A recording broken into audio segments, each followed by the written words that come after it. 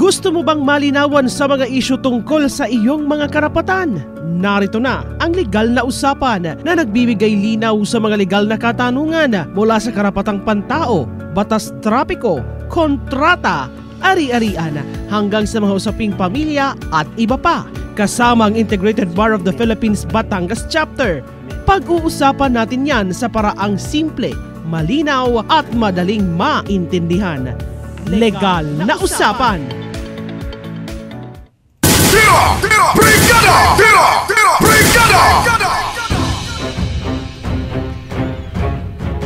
Kabrigada, nagbabalik ho tayo sa ating programa at syempre mga kabrigada, ang ating Saturday edition ng Tira Brigada mga kabrigada, ang legal na usapan. Ay! Type ko yan. Saktong-sakto mga kabrigada, hindi ko lang makikita mga kapugian ng mga kaharap ko dahil ang kaharap ko yung mga monitor.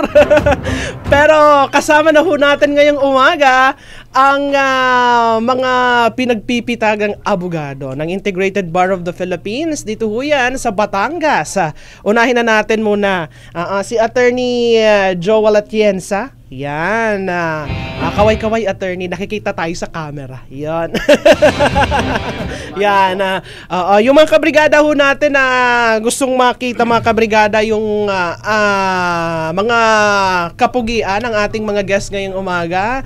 Nako, puntahan nyo po ang ating Facebook Live. Okay? Sige. Then kasama din po ni Attorney Joel Atienza si Attorney Benjan Maralit, ang kasalukuyan pong Vice President ng IBP Batangas Chapter. Attorney Ben, pwede pong kumaway. Ito po ang camera. Ito po ang camera dito. Nasa harap. Opo. At sunod po ay si Attorney Alan Alda po. Hello po. Yan. Good morning po sa inyo at welcome po sa Brigada News FM Batangas at sa ating programa. Mga sir, yan. Good morning po. Maraming salamat po. Magandang umaga po sa inyo, Ma'am Mel, at sa ating mga tagapakinig. Hindi ko lang kayo sir ito ay nasisilip lang ako din eh. Pero maraming salamat po sa pagkakataon na maging partner po ng Brigada News FM, ang Integrated Bar of the Philippines. Dito po yan sa ating legal na usapan. Yan. Sa amin po ang karangalan dahil gusto rin po namin makapaghatid ng kaunting mga kaalaman at tulong sa ating mga kababayan pagdating sa usaping legal. Pero pinakauna muna sir, para lang siguro makilala din kayo, ilalight lang natin yung ating unang ere ng legal na usapan ngayong araw ng Sabado. Sa mga susunod na araw sir, gagawin na lang natin itong yung mga certain topics na or mga legal advices na sa ating mga tagapakinig. Pero sa ngayon muna, chill lang muna tayo. Sige po. Chill lang muna tayo. Sige, unang-una sir, siguro tanong ko lang po sa ating tatlong guests ngayong umaga. Sige, maaari niyo po bang ipakilala ang inyong sarili at yung konting bahagi lang po ng detalye tungkol po sa inyong mga legal experiences? Sige po, sino po ang gustong unang sumagot? Pinauuna na po ako nitong dalawa kong kasama. parang ikaw sir ang nakakaha na mauna. Sige sir. Ako daw po ang pinakamaedad sa aming tatlo. Parang gano'n. Seniority pala muna. Ito, edad muna. Sige, nakakatakot. Sige po. Sige po sir. Ako po si Attorney Joel C. Atienza, taga lungsod ng Batangas. Pagdating po sa kaunting detalye tungkol sa legal na karanasan, ako po ay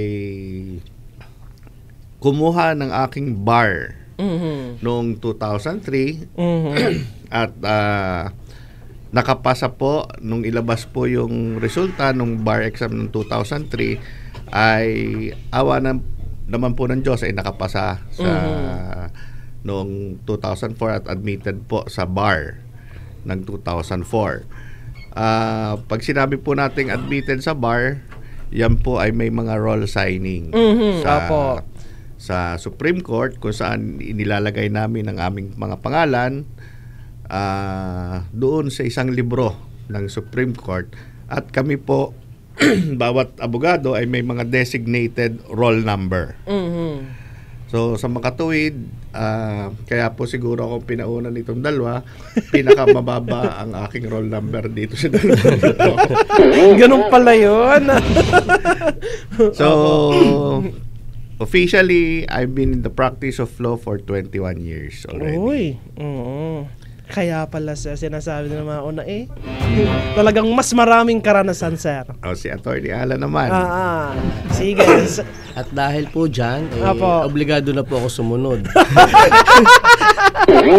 Ako po si Attorney Ferdinand Alan New Alda. Ako po ay taga-barangay Tingay Taas ng Batangas City.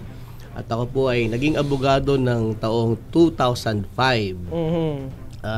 So 20 years na po ako sa practice. Ako po ay ngayon po ay connected po sa Provincial Legal Office bilang isang abogado po doon. Ayan po. At kalimitan po ay active pa rin po ako sa IBP bilang po treasurer. Ganun din po sa aming komitiba sa legal aid. So dahil dyan, may 21 years, may 20 years, ito ang mas bata. Sir Attorney Benjan. Magandang umaga po sa lahat ng ating tagapakinig at sa nanonood ng live sa ating Facebook page. Ako po si Attorney Benjan Maralit from Batangas City. Ako po ay lumaki sa Oriental Mindoro and ay pumasa po ako ng bar exam noong 2012. So suma total po, kung kukwentahin, mas bata po talaga ako. 13 years in practice na po ako. Kasalukuyan po akong may private law firm sa Hilltop po and at the same time volunteer lawyer po ng Barangay Libho. Okay. So, yun po talaga. So, yun po mga kabrigada yung ating mga makakasamang abogado mula po sa Integrated Bar of the Philippines na ating makakamaritesan ngayong umaga ng Sabado. Sige. With that, sir, kasi may tanong lang ako doon po sa sa naging sagot nyo po doon sa inyong mga karanasan. Sa pagiging isang abogado po ba, talagang tinitingnan yung karanasan ng isang abogado para kumbaga tawag dyan, maging in demand sa mga kliyente, sir? Ang notion po kasi ng pagiging isang kilalang abogado dati po ay nakaangkla sa pagiging veterano. Yes po. Pero ngayon po kasi panahong ito sa sobrang dami na po ng abogado, parang nawawala na din po yun. Kasi lahat naman po kaming mga abogado, iisa aming pinag-aralan. Nagkakataon lang po, siguro may specialization na nakukuha ang isang abogado, kaya po siya ay nakikilala sa isang field. Kung sa criminal law, kung sa civil law, kung sa corporate law, kung sa tax law. So, yun po ang aking pagtingin doon. Attorney Joel, kayo po? Tama po yung sabi ni Atty. Alan, kasi hindi na naman po nababase ngayon sa edad ang galing at saka karanasan ng isang abogado. Dahil tanda ko po nung ako'y nag-aaral pa, may mga kaklase po at kasabayan nakapasa, mga nasa more than 50s na. So kung pagbabasihan natin, kasabay ko lang nakapasa, pero may edad na. So hindi po doon nababase sa edad.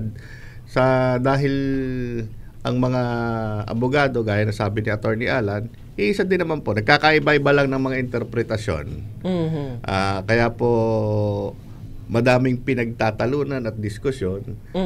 Pero pagdating po sa korte, pagdating sa aplikasyon ng batas, pantay-pantay po yan. So, it's the matter of appreciation of the facts and the law. Okay.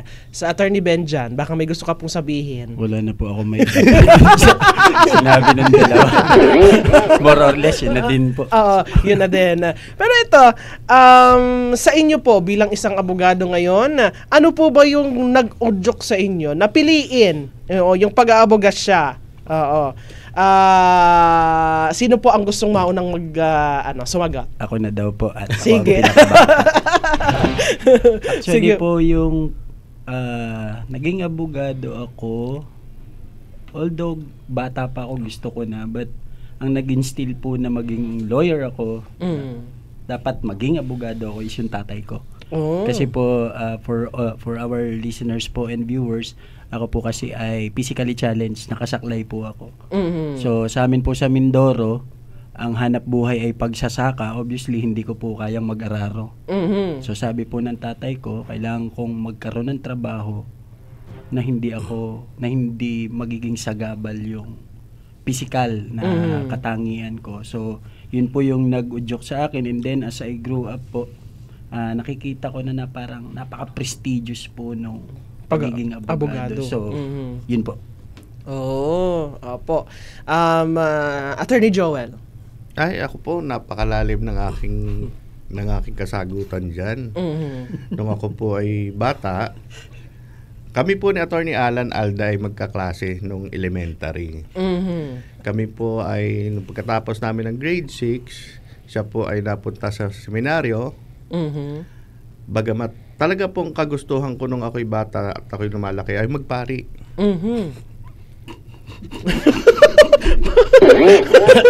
May mga hindi napipigilan ng pagtawa. Pero sa totoong buhay, ang ama ko po ay isa ding abogado at namulat po ako doon at lumaki.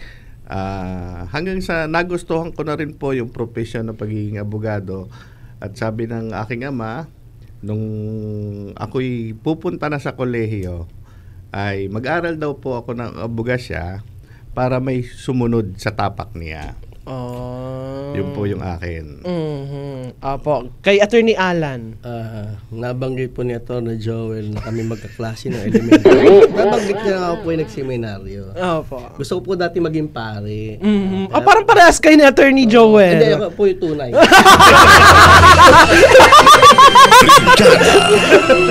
Inda. Nung ako po ay nasa seminary na po ay lumabas at sa tingin ko po ay para kailangan ko pang mag-discern pa na konti. Opo. Pinlano ko po mag-artista kaya alam ko napagtanto ko po hindi ko pwede sa akin ng mga liwanag eh. Kaya ako po ay nag-aral na ng abogasya. Gano'n yun, sir. Give chance to others na lang, sir. Oo, bro. So, pinili nyo po yung pag-aabogasya. Opo, at nagpapasalamat naman po ako sa aking mga magulang at sinuportahan po nila ako.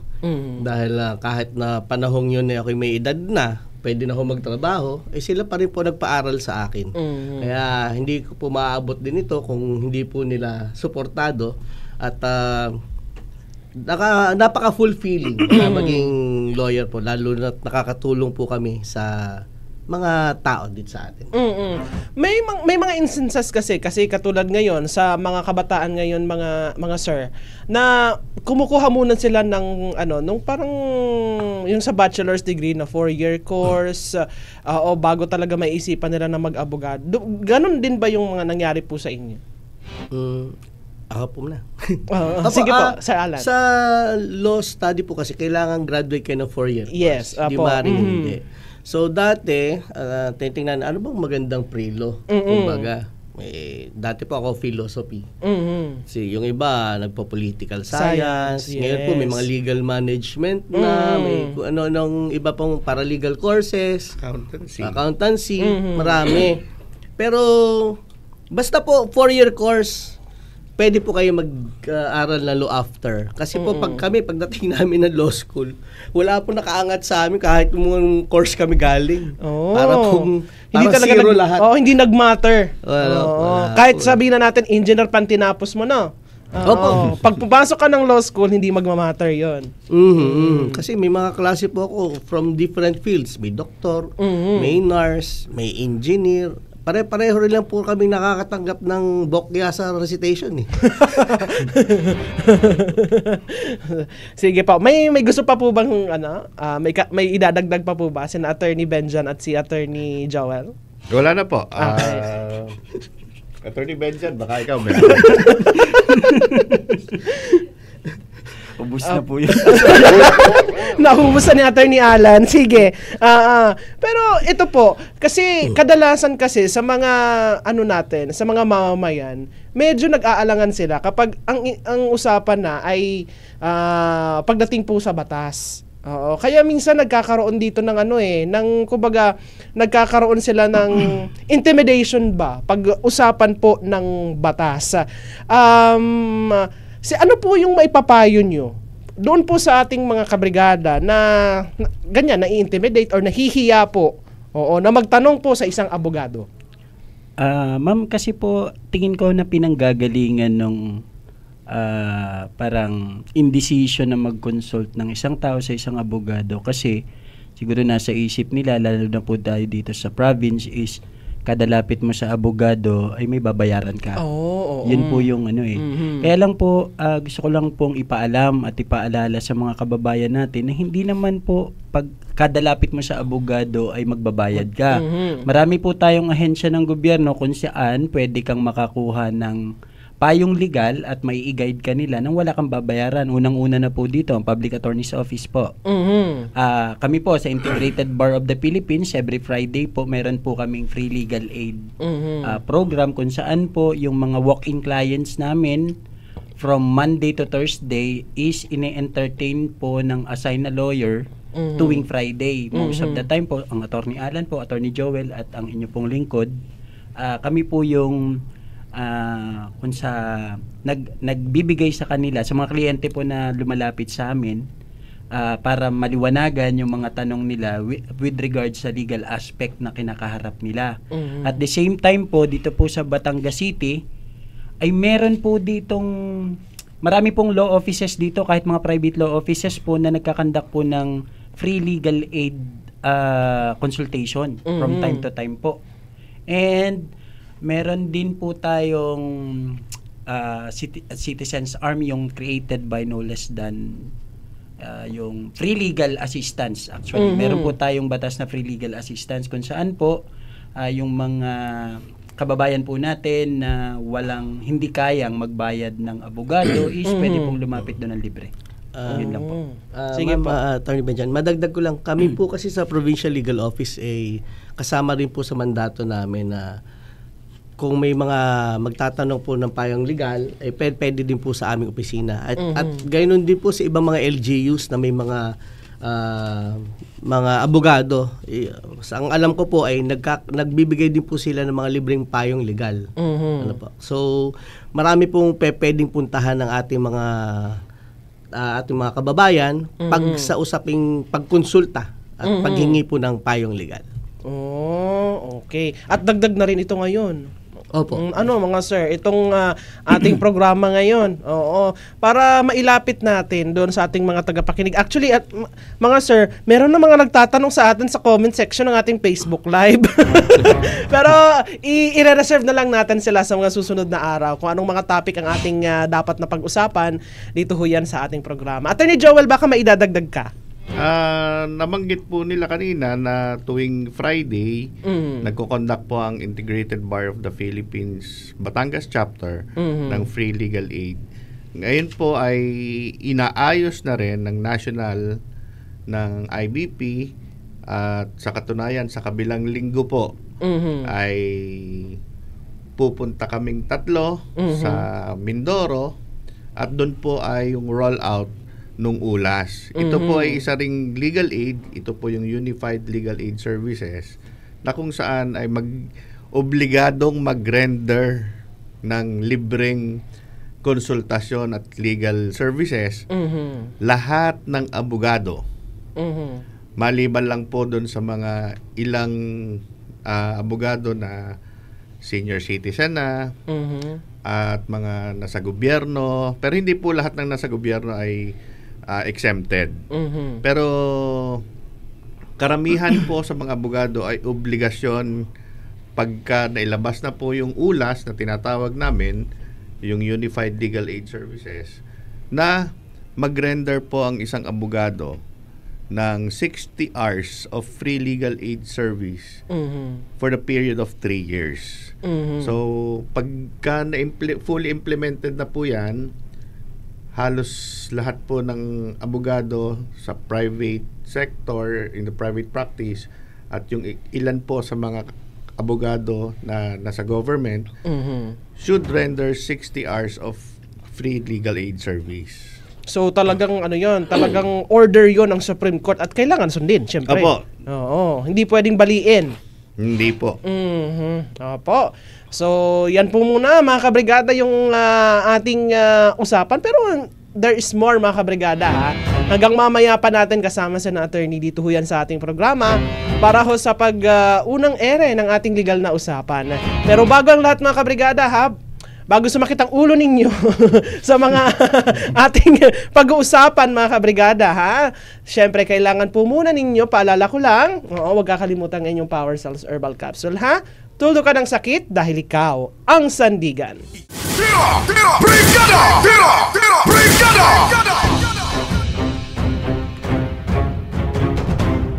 Kabrigada! Nagbabalik tayo sa ating programa alas 8:25 na ng umaga at ang oras yan po mga kabrigada yatid sa atin ng ating Yummy Vit Syrup. Oy! Type ko yan. Sa mga kabrigada ho natin dyan na problemado pagdating po mga kabrigada sa bitamina ng kanilang mga anak, naririyan po mga kabrigada ang ating Yummy Vit. Para po sa mga may edad na bata, actually kahit 6 months hanggang 2 years old, nandiyan po ang ating Yummy Vit Drops. Yan. Type ko yan. At kapag naman ang anak ninyo ay umidad po mga kabrigada ng 3 years old hanggang 15 years old, ang ating Yummy Vit Syrup naman ang para po sa kanila. Yan. Type ko yan. Makakatulong po sa overall health at development po ng inyong mga chikiting dahil po sa mga bitaminang taglay po niyan. Siyempre ang ating Yummy Vit po mga kabrigada ha ay available sa mga otorisadong butika at parmasya na matatagpuan sa inyong mga lugar. Sa South Star Drug, available po yan. Ganon din ho sa Mercury Drug Store, sa The Generics Pharmacy, sa Generica mga kabrigada. At siyempre sa mga local pharmacies na nandiyan po sa inyong mga lugar, katulad na din po mga kabrigada ng Carl Andre Drug Store. Okay? Type ko yan. At available din po yan online sa pamamagitan ng Shopee at ng Lazada at sa Brigada Shop. Yan. Type ko yan. Available po yan. Sige, balikan natin mga kabrigada ang ating mga guests ngayong umaga. Sige, dito tayo sa ating sunod na tanong mga sir. Kasi itong legal na usapan natin ay syempre may mga hihingi ng advice po yung ating mga tagapakinig. Mga kasalukuyang kinakaharap nila baka kasi yun pala ay nakalalabag na sa kanilang karapatan. Pero ito po mga sir, ano po ba o paano po dapat ba maghanda ang isang tao bago humingi po ng tulong na legal? Sino pang maunang magsata? Sa akin, Okay po. Una, kung meron kayong kasong kinakaharap o gustong ihabla, dalhin nyo lahat ng documentary evidence na hawak ninyo. So at least para madali ang maging ugnayan at madali ang maging pag-aaral ng abogado doon sa kaso. And most importantly, maging transparent kayo doon sa abogado. Huwag kayong magtatago ng isang detalye kasi kailangang maging transparent at lahat ng butas ay alam ng abogado ninyo para kung sakaling dumating sa puntong nasa korte na kayo, alam ng abogado kung paano kayo ipagtatanggol o alam ng abogado kung paano ipaglalaban ang inyong karapatan. Oo. Kadalasan siguro kasi sir na ganoon na itinatago nila ay baka kasi ako ang ako ang masangkalan, ako ang masisi, kasalanan ko kasi kaya hindi niya sinabi. Doon ma'am kasi sa transparency po na sinasabi ng Attorney Joel. Apprehensive kasi po mga tao na magsabi nung lahat. So kinakat nila yung mga bagay na posibleng makasama sa kanila. Nag-e-edit. Ini-edit po nila yung kanilang kanilang statement. Ang dapat pong maintindihan ng tao, once na ikaw ay nagkonsulta sa isang abogado, may tinatawag po kasi tayong lawyer-client privilege na hindi pwedeng ipagkalat o i-divulge ng isang abogado na kinonsulta mo tungkol sa isang legal matter yung lahat ng pinag-usapan nyo. And that's for a lifetime po. Hindi po yun po pwede na. Unless, of course, yung under exceptional circumstances po na yung legal na issue na is between the lawyer himself and the client na po. Oo, ibang usapan na Ibang yun. usapan na po yun. Mhm. But just the same po, lahat po ng impormasyon na ibibigay natin sa ating lawyer na ikukonsulta is covered by lawyer-client privilege po. Oo. At siguro dapat isipin ng mga humihingi ng advice sa isang abogado na kaya ka nga humingi ng advice sa isang abogado ay para masolusyonan yung problema mo at kumbaga maging katulong mo. 'Di ba? Sa paglutas ng usaping legal, yan na ikinukonsulta mo, hindi yung parang ang nangyayari kasi kapag siguro ganoon na nagtatago ay parang iniisip nila ay parang imbes na maprotektahan sila ng mga abogadong kausap nila, ay parang nakikita lang parang kaaway pa nila eh. Kasi tinatago nila yung dapat na mga lalo na kung essential yung information, 'di ba mga sir? Opo. Mismo po. Minsan po kasi instinct sa client yun eh. Instinct na client na pagtingin nila, yung sasabihin nila is possible na or masama ang dating or magiging masama ang impression sa kanila bilang isang tao, bilang isang kliyente, hindi na po nila sinasabi talaga. Especially po pagka yung mga komplikadong mga bagay katulad po nung kung yung isang tao ay involved sa isang krimen na has something to do with yung gender-based crime po natin. Oo. Pag ganoon po ba sir, paano po nahahandle? Halimbawa, may isang humingi ng sa inyo ng legal advice at kumaga kinuha na po kayong abogado. Paano po ba nahahandle yung ganoon ng isang abogado na hindi naman niya sinabi dati pero eto pala ang totoong nangyari? Well, yun po kasi is through series of questioning. It will come to a point na parang yung kliyente mo is kino-cross-examine mo habang kausap mo siya to elicit more things po. So doon pa lang, Yes sa pag-uusap pa lang yun, malalaman mo na? Yes po, precisely. Okay. Attorney Alan, baka may gusto kang idagdag? Malimit po nga kasi. Gusto po kasi kalimitan ng mga tao pag pupunta po sa abogado, sasabihin lang nila yung pabor sa kanila. Yun lang po kasi syempre gusto po nila yung karapatan nila yung ganito. So, ang kwento nila naka-confine lang sa kung ano ang sa tingin nilang pabor doon sa kwento nila para may paglabay ang kanilang karapatan. Hindi nila naiisip na kailangan din namin malaman yung other side para po matimbang namin kung paano namin magandang may lahad na ito pala ang iyong kailangan gawin. Ito pala ating dapat gawin. Oo. Kasi pag we have to cover all bases po. Oo. Yan. Oo, nagigets ko yun sir na parang kailangan nyo din na malaman yung other side ng story para just in case na halimbawa sa pagdedepensan nyo sa kanila, alam nyo na kung anong dapat na galaw.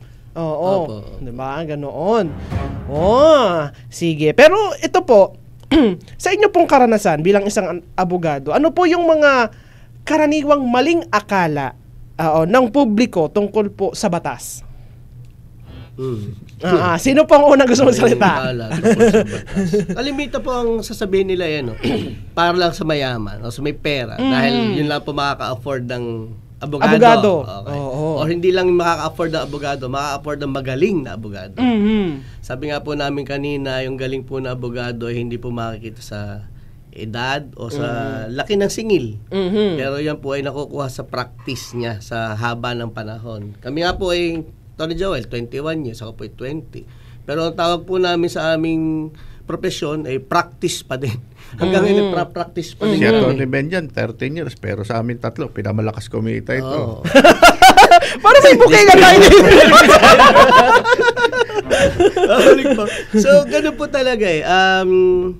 Yung po ang connotation nila na ang batas mahirap kunin or masunod kapag ikaw ay walang pera. Pero hindi po. Ang batas po ay ginawa para po sa lahat. Ito po yung fiscalizer eh. Taga-equal po to sa lahat eh. So, sana po ay maisip ng mga tao na kailangan nating sundin ang batas ng lahat para po yan sa ikaganda ng lahat. Kasi sabi nga, di ba, we are rule of law tayo eh. Di ba? Not rule of man. Sige po. Sino pa ang gustong dagdag? Ang isa pa po din, ma'am, is ang tingin po kasi ng tao sa batas natin, yung legal practices dito sa atin is unfair. May nagsasabi nga po na bakit daw yung Lady of Justice is nakapiring, Nakapiring. tapos may hawak na timbangan. Mhm. May yung mga, alam niyo po yung kwentuhan sa kanto na kaya daw po ganun, kung alin daw po yung mas mabigat na side, kung magkano yung patong na mas mabigat, doon daw po. Doon, which is wrong. Kaya po yung Lady of Justice is nakapiring. Kasi wala po siyang pakialam kung sino yung suitor niya. Yung nagsisik ng justice, whether you are mayaman, mahirap, babae, lalaki, o kung anumang kasarian na preferred mo sa kanya, hindi kanya titingnan base sa kung sino ka.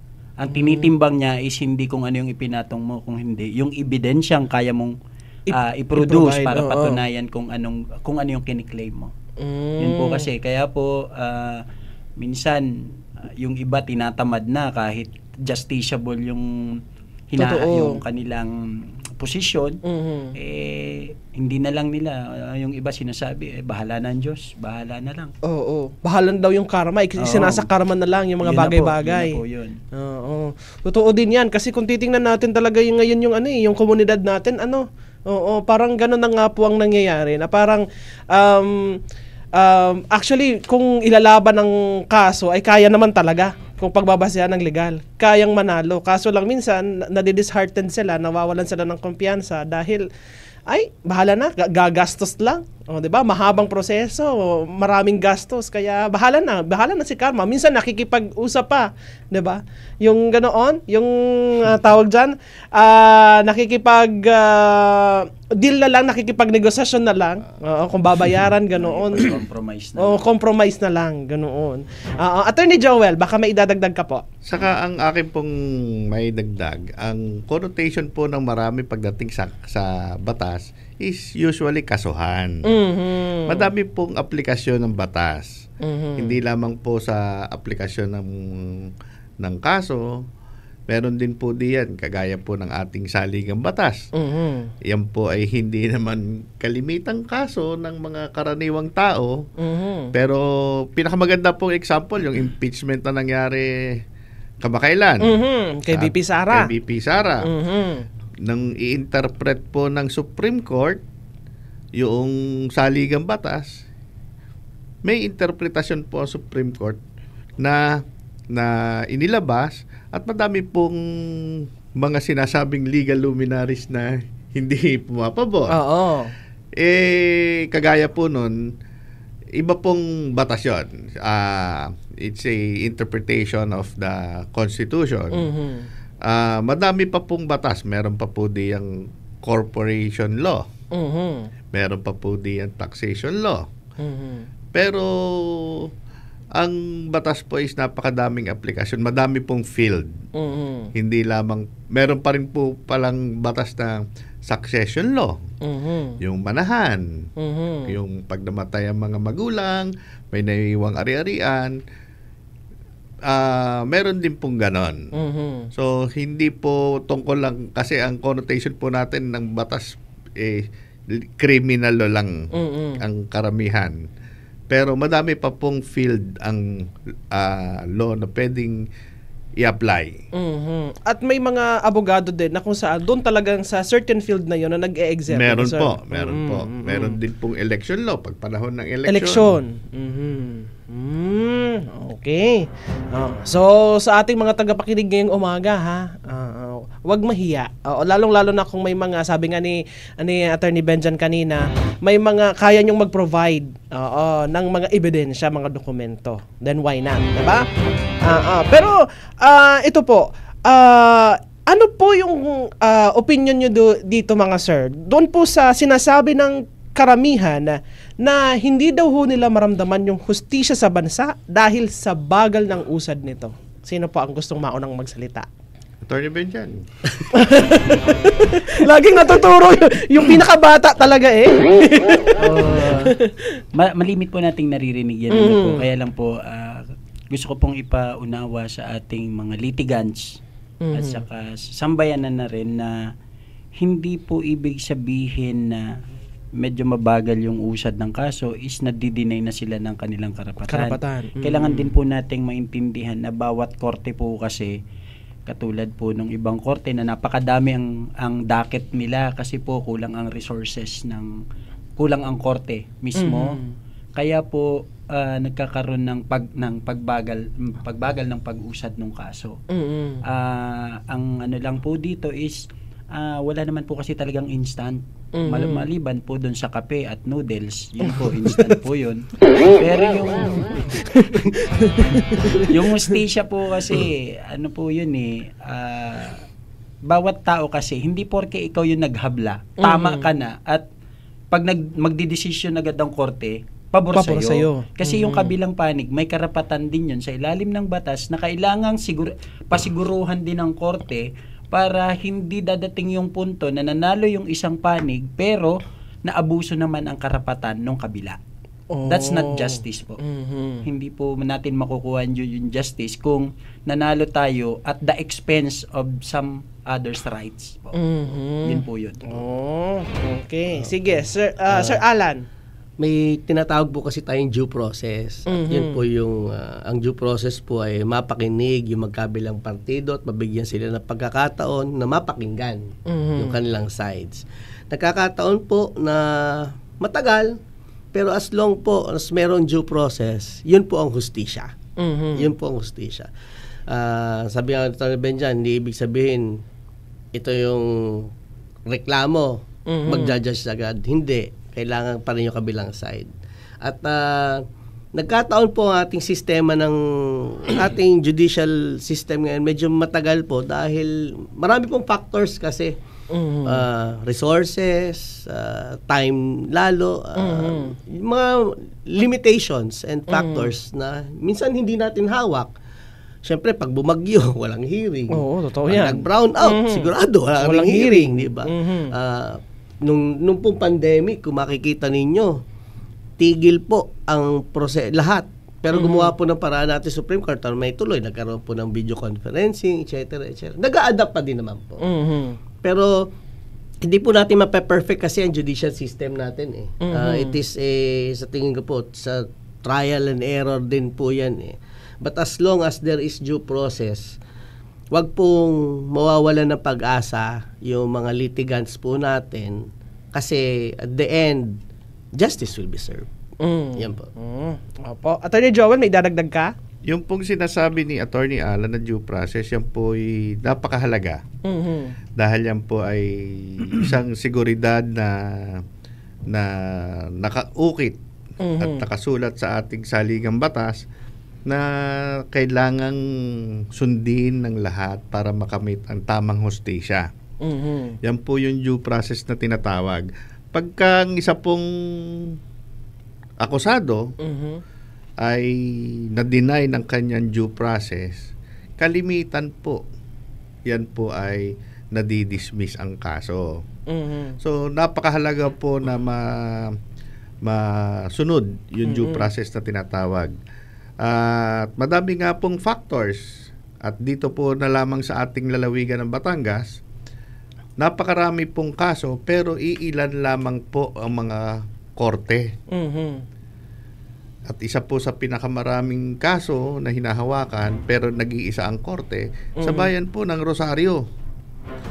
Kaya siguro po kahapon ay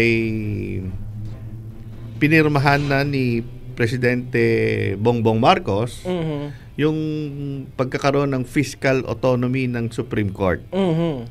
Ang Supreme Court na ang magbabalangkas ng kanyang budget at diretso na po sa Congress, hindi na po dadaan ng ng DBM. At meron na rin po ang Supreme Court na kalayaan na magtalaga ng kanyang korte, pagpapaayos ng kanyang mga system.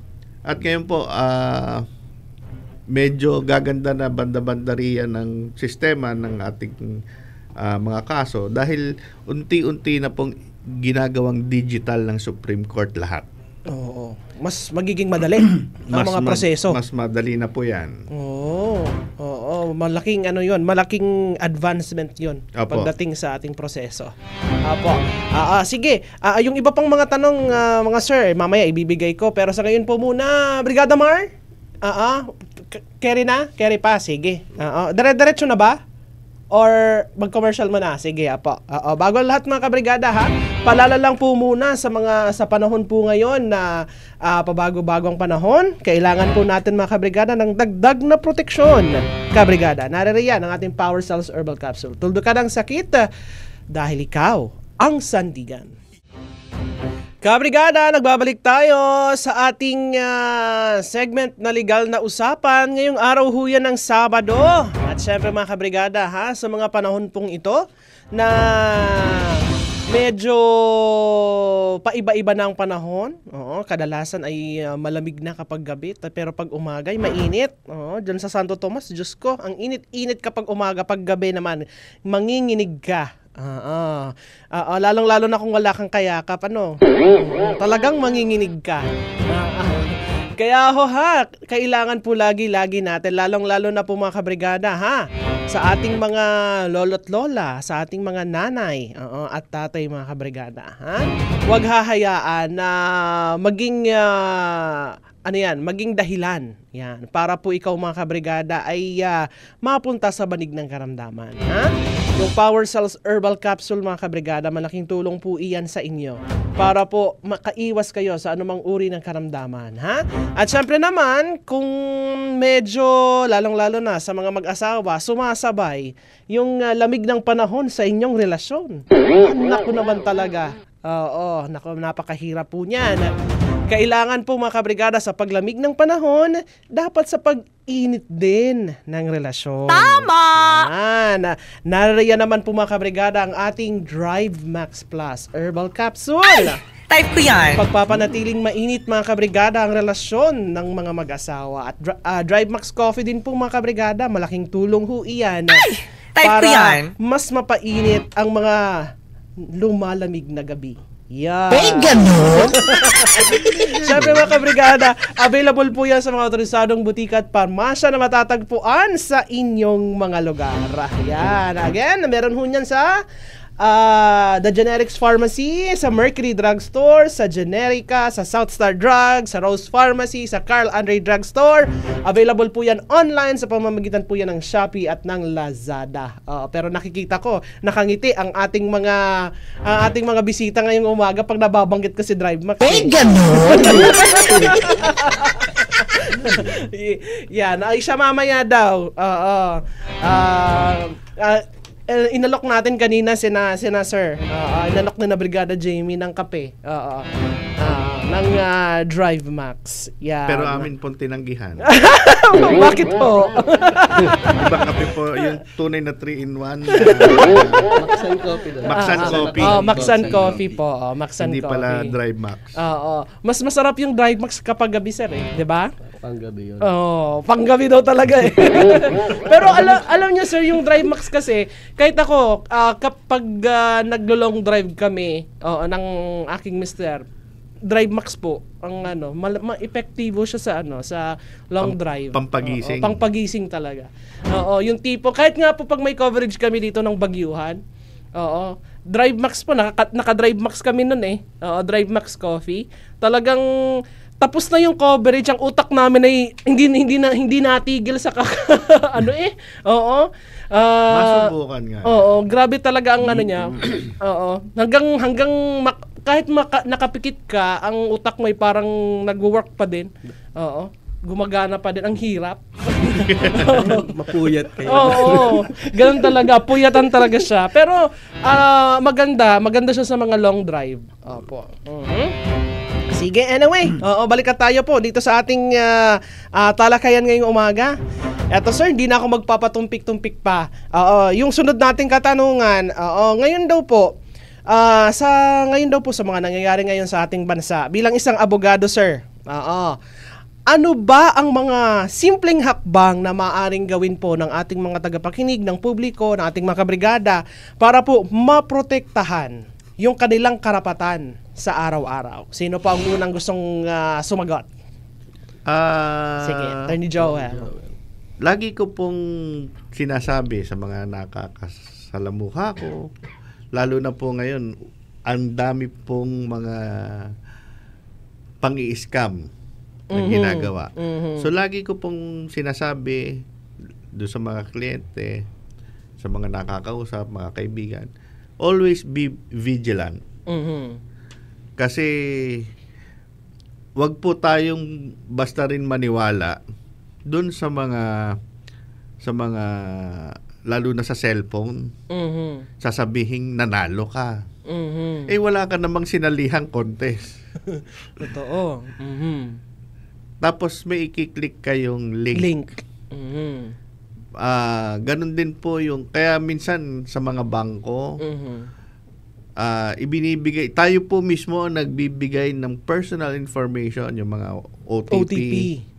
Tapos pag nakuha po yung laman ng passbook ninyo o ng pera ninyo sa bangko, pupunta sa bangko, magrereklamo. Siyempre sa side po ng bangko wala po silang fault. Wag po tayong basta agad maniwala. If it's too good to be true, magduda po tayo. Wag po tayong basta maniniwalang tayo nanalo. Hindi naman po tayo sumali. Sayang kasi attorney yung 1 milyon na napanalunan ko eh. Wala naman po tayong contest na sinalihan. So, yung pong mga mapang-akit na mga promotions, let us always be vigilant. Yun po yung lagi kong pinapayo. Oo, totoo yan, attorney. Kasi marami na ang na-scam sa mga ganyan. Lalong-lalo na ang kadalasan dyan ay yung mga may edad na. Opo. Mga senior. Mga retirees. Oo, sila ang kadalasan na naaakit sa mga ganyan. Nanalo daw ako ng ganito. Oo, kasi minsan ang tatay ko ganun din eh. Oo. Uy, nanalo daw ako sa sumali ka ba? Hindi. Wag mo nang intindihin yan. Opo. Diba? At meron naman pong mga hotline ng ating NTC or National Telecommunications Commission na kung saan halimbawa po nakatanggap kayo ng mga ganyan, pwede po ninyong i-report yun sa kanila. Opo, sige po. May idadagdag pa po ba? Siguro po yung konting kaalaman, open naman po ang internet natin ngayon eh. Pwede po kayong magbasa, tumingin. Opo, yun pong akin. Kaya lang po wag naman po sobra. Kasi minsan po nakapag-research po sa internet. Pupunta po sa abogado. Baka ikipagtalo na ako sa abogado. Dahil pa abogado Sabi ng internet Sabi sa Google ganun daw attorney. Yung mga Google lawyers po. Marami po wala pong masama na mag-research kayo. Pero po pagdating po sa larangan ng batas, consult pa rin po ang ating mga lawyers. Consult pa rin po. Kasi yung po pinagdaanan ng isang lawyer para maging isang abogado ay napakahirap. Yung pag-aaral, yung sakripisyo, hindi po yung kaya ng isang click lang sa Google. Sa Google. Yan po. Pagpupuyat. Wala pa pong drive max of time na yun. Oo nga. Late din kasi si Drivebox dumating. Pero totoo yun, attorney. Kasi isa ngayon, kahit sa mga doktor yun ang problema, di ba? Oo. Yung mga natuto sa kaka-search lang sa sa internet. Oo, tapos pag binigyan ng question ng talagang nasa field, mas magaling pa sila. Oo, nakikipagtalo na. Oo. Totoo 'yan. Attorney Benjan, ang may idagdag ko po doon sa para po maprotektahan natin ang ating mga karapatan. Unang-una po, wag po nating pag-interesan yung bagay na hindi atin. Kasi doon nagsisimula yan eh. Katulad po yung sinabi nyo kanina, nanalo ka, hindi ka naman tumaya. Alam mo namang wala kang taya pag iinteresan mo yung panalo mo. So, you tend to give something para makuha yon. So, nag-interest ka. At the same time po, para po sa kaalaman ng lahat, may mga kumakalat po ngayong text na yung text daw ay nagsimula sa kung saan mang korte na si sheriff papunta na sa inyo. May mga ganun po kasi. Pananakot diretso. Yes po. May iba po kasi, may mga lumapit na po sa akin before na para lang maiwasan yung ganun kasi akala nila totoo, nagbibigay sila ng pera, nagpapadala ng pera online para wag na silang puntahan kasi yung text po mismo sa ordinaryong tao na hindi naiintindihan kung ano yung legal na proseso, nakakatakot kasi may warrant daw, may kasamang pulis, kasama si sheriff, at pag hindi daw nagbayad ng ganito o hindi nakipag-usap, dadamputin nila. So, syempre po, yung mga hindi alam kung ano yung proseso, nag-give in talaga. So, maging maingat Pero po wala tayo. namang ginagawang masama. Wala. Walang kaso. Walang kaso. Tandaan po natin, pag wala po tayong kaso, hindi po tayo ite-text ng court. Wala pong court na nagpapadala ng sabina, ng notices, ng orders via text message, maliban na lang kung dun sa korte na yon ay may pending kang kaso o may kaso kang kinakaharap at na pumayag ka na sinabi ng korte na ikaw imbis na padala ng sulat ay through text or email na lang ang pagpapadala sa iyo ng notices. Wala pong ganun. Pwede po tayong mag-verify din sa lagi mismo. sa court mismo pag kayo'y nakatanggap ng mga ganong mga abiso. Pwede po kayo makipag-coordinate doon po sa court mismo, pero wag po doon sa number. One more thing pa po, ma'am. May kapitbahay po kasi ako, siya ay around 63-64 years old. Na-scam siya lately lang nung nagbagyuhan kasi may nag-text daw sa kanya from DSWD na yung ayuda para sa bagyo ay ipapadala via GCash. One thing led to another na si tita nagpadala ng 10,000. Dahil So, yun, babalik po ako dun sa una kong sinabi. Wag po nating pag-interesan yung bagay na hindi atin. Kasi doon nagsisimula kaya tayo napapahamak So, yun po. Yun saka minsan kasi, kung halimbawa, for example, yung ayuda, ayuda na nga, tapos hihingi pa sa'yo ng 10,000. Diba? Parang hindi naman yata tama yun. Ikaw nang inayadahan, ikaw pang hiningan. Diba? So, itong pagkakataon minsan, talaga kailangan natin na kailangan na maging, tawag dyan, maging alerto, vigilant. Yan, tama. Sa mga ganyang pagkakataon. At syempre, sabi nga ng ating mga kasamang abogado dito, mga kabrigada, di ba? Dapat alam mo din, syempre dapat siguro alam mo din na hindi ka nakakatapak ng karapatan ng iba. Yun ang pinaka-importante ho sa lahat. Kasi kapag ganyan, nakatapak ka na ng karapatan ng iba, ibang usapan na yan. Diba? Ibang usapan ho iyan. Yan. Sige, ipagpapatuloy pa natin mga kabrigada ang ating talakayan dito ho yan sa ating programa. Itong sunod kong tanong sa ating mga guest ngayong umaga. Yung ating katanungan, paano po makakatulong ang pagkakaroon ng batayang kaalaman sa batas sa paggawa ng tamang desisyon sa pang-araw-araw? Yan po mga kabrigada ang ating katanungan mga kabrigada ihang muna namin kayo. Yan. Dahil mga kabrigada, kailangan muna ng break mga kabrigada dito yan sa ating programa. Iinom muna ako ng Drive Max Coffee din sa aking katabi. Nang sa ganun ay napapalaban tayo dito nadugo minsan ng utak ni Brigada Mel. Kaya po mga kabrigada ito naman muna. Bago pa po magpatuloy ang araw mga kabrigada, pinapaalala lagi namin sa inyo ang ating Power Cells Herbal Capsule. Huwag kakalimutan, tulukan ang sakit dahil ikaw ang sandigan. Kabrigada, alas 9:06 na ho. Nako, napakabilis ng oras. Yan. Second to the last stretch na ho tayo ng ating programa dito ho yan sa Tira Brigada mga kabrigada. At ang segment pa rin po mga kabrigada na legal na usapan every Saturday ang inyong napapakinggan. Yan. Paalala ho mga kabrigada sa mga kabrigada ho natin na nakikinig ngayong umaga. Sana ho ay marami kayong natututunan. Dito po yan sa ating talakayan. At syempre kasabay ho niyan, dapat din ho mga kabrigada ay pinapaalala ho natin sa inyo ang palagi ang pangangalaga sa inyong kalusugan. Yan, para po mga kabrigada sa vitamin C naman na kailangan ng inyong katawan. At syempre, pangpaganda din po mga kabrigada ng inyong mga kutis. Sa mga sa mga very tawag dyan, maalaga. Lalong-lalo na pagdating po mga kabrigada sa kanilang kutis. Malaki ang maitutulong po mga kabrigada ng ating Guard C Plus with Zinc. Yan. Yung ating Guard C mga kabrigada may vitamin C po yan na malaking tulong po mga kabrigada sa pagpapalakas ng ating resistensya. Yan, pati na rin po mga kabrigada, pagdagdag ng collagen mga kabrigada. Kaya malaking tulong yan sa collagen production mga kabrigada ng ating balat. Kaya po nagiging younger looking. Yan, ha?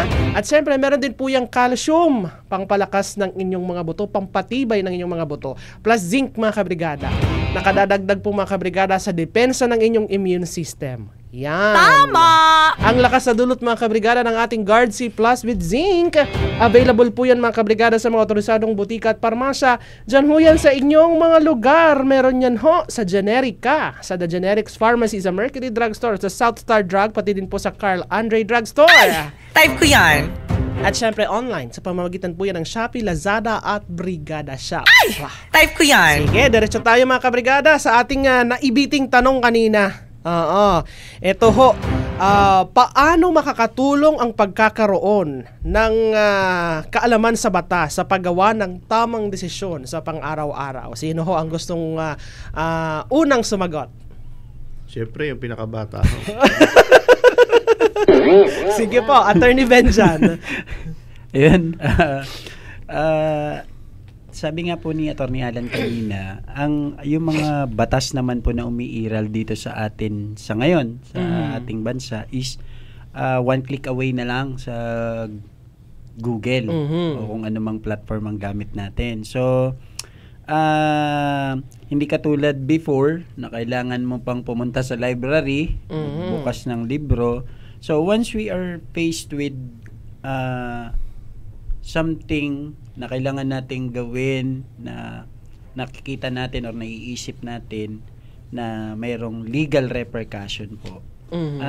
Bukod dun sa pag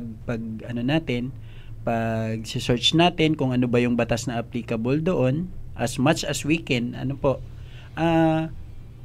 again, mayroon po tayong mga ahensya ng gobyerno na pwede nating lapitan para mas mag-guide tayo kasi mahirap po yung yung sariling interpretasyon lang natin sa batas yung gagamitin natin kasi kung sa bahay sira ang tubo, may leak ang gripo, hindi ka naman tatawag ng karpintero. Totoo. So tubero tatawagin mo. So just like in our legal system, kung mayroon po tayong agam-agam sa isang bagay dahil may legal repercussion siya, mas maganda po na tayo ay kumonsulta doon sa mas nakakaalam, sa mga abogado, ahensya ng gobyerno. Marami naman po sa bawat munisipalidad po meron po tayong, kung hindi po ako nagkakamali, may naka-assign po na legal officer na or focal person kung saan pwede po tayong magtanong. At the same time, kailangan po natin yung guidance na yon so that hindi po tayo mapapahamak doon sa mga desisyon na gagawin natin, personal man o pangkalahatan na may kinalaman sa community o sa pamilya po natin. Yun lamang po. Po. Sige po, may idadagdag pa po ba? Siguro Attorney po, Alan? yung maganda po na meron tayong kaalaman sa batas. Pero kahit po tayo walang kaalaman sa batas, kung ang magiging batayan po natin na ating magiging mga desisyon sa araw-araw ay laging sa ikabubuti at hindi ikalalamang ng natin sa iba, siguro po ay tama magiging desisyon mo. Yun lang po kasi sabi nga po, you don't do unto others what you don't want others to do unto you. Yun na po yun ang number 2 law sa natural law natin. So yun po, basta ang gagawin natin decision ay hindi makakalamang sa iba. Sa tingin ko po ay okay sa atin kahit wala tayong gasino kaalaman sa batas. Siguro maaaring tanungin mo ang iyong konsensya. Ganon, 'di ba, sir? Kung ikaw makasagot. Kung ikaw ba ay kayang matulog sa desisyon mong 'yan, kaya mo matulog ng mahimbing sa gabi, di tama ang desisyon mo, 'di ba, sir? 'Di ba? Attorney Joel, baka may idadagdag. Ang akin naman po ay parang payo po sa mga, lalo na sa mga kabataan.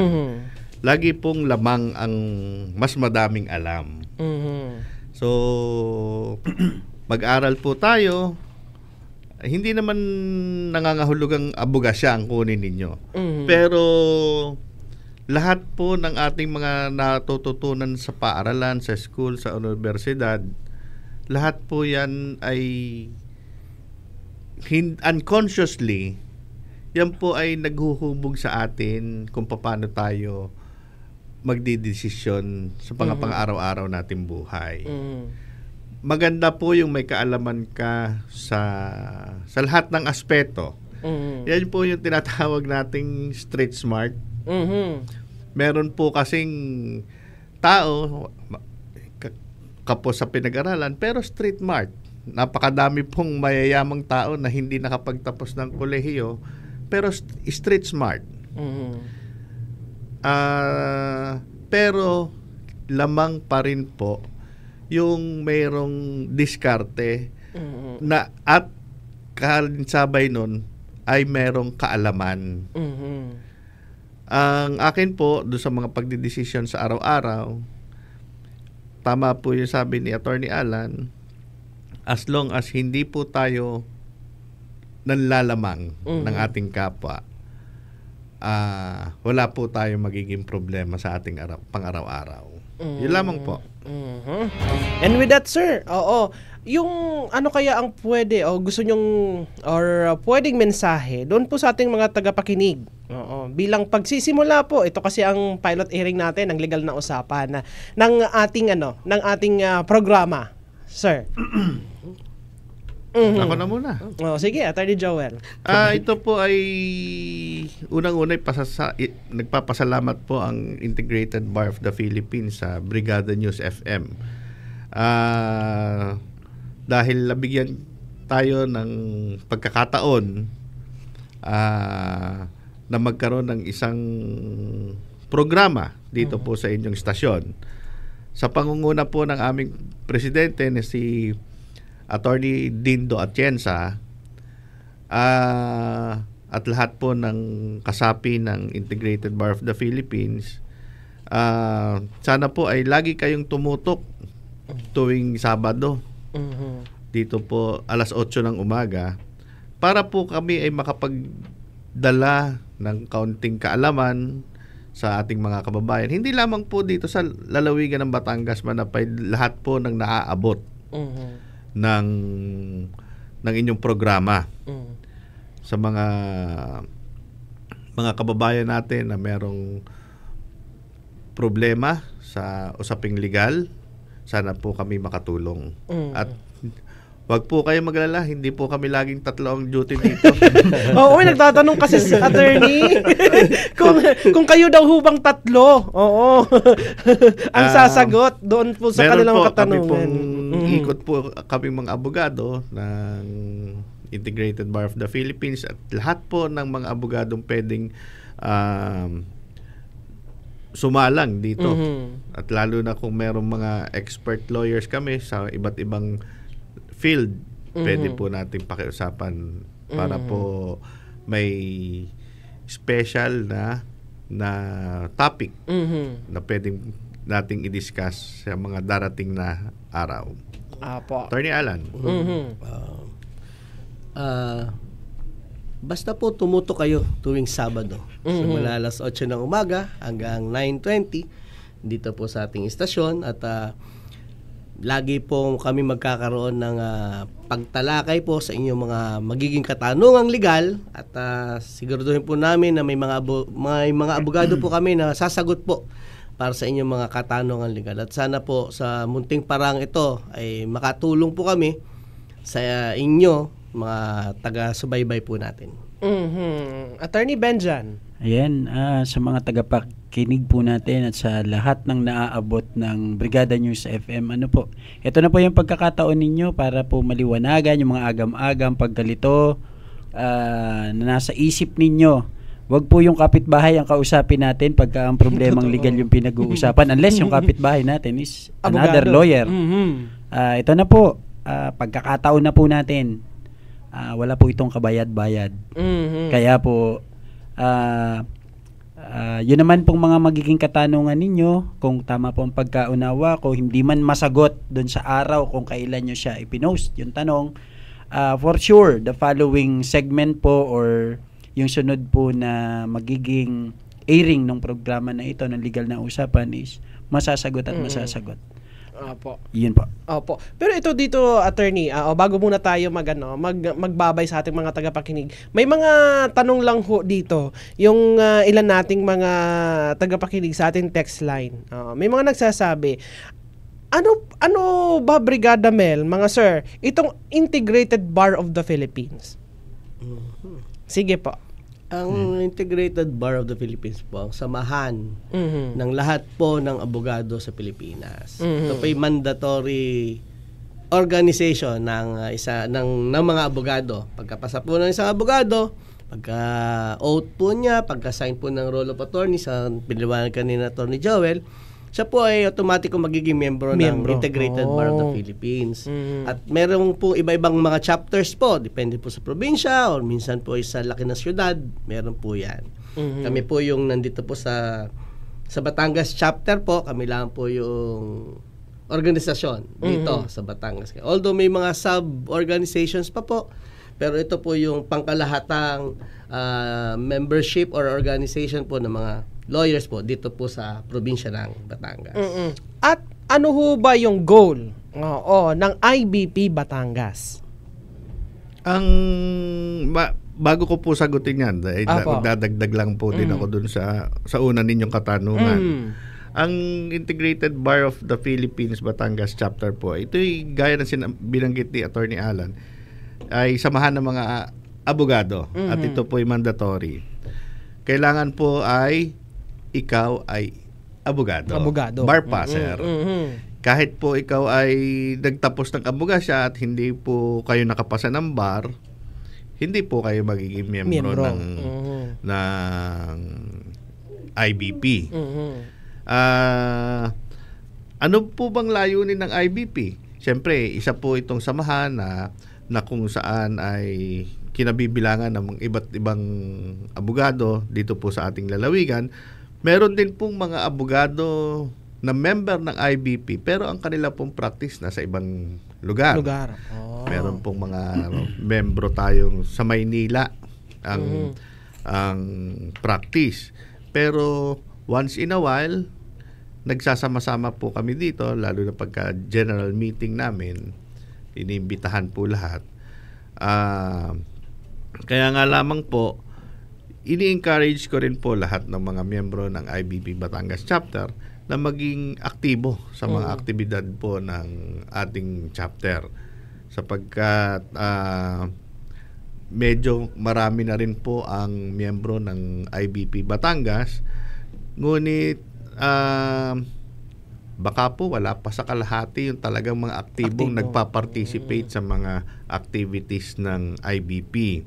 Siguro dahil po sa sobrang busy ng kanilang schedule, pero as much as possible, kami po ay nagre-render ng mga legal services, ng free legal aid, at sabi ko nga po kanina, with the implementation ng ULAS, yung Unified Legal Aid Services, lahat po ng abogado ngayon ay mandatory ngayong mag-render ng serbisyong legal na libre. At isa lamang po yan sa mga mandato ng Integrated Bar of the Philippines. Opo. Sige po. Attorney Benjamin, may dadagdag ka po? Yes po. Katulad po ngayon, malapit na yung Law Week natin, this September. So, para po sa kaalaman ng lahat, during Law Week po, ang IBP Batangas chapter po ay nagkakaroon ng legal aid program po, and covering mostly yung mga municipalities natin dito sa Batangas. And dahil nga po kung saan naman pong lugar nakatira o may opisina yung mga member lawyers po natin, so magkakaroon po ng assignment kami kung sino yung mga volunteer na gustong umattend ngayong Law Week natin. And regarding po dun sa goal ba, ano ba yung IBP or layunin ng IBP, from our very hymn po, yung hymn ng IBP is to serve the country po.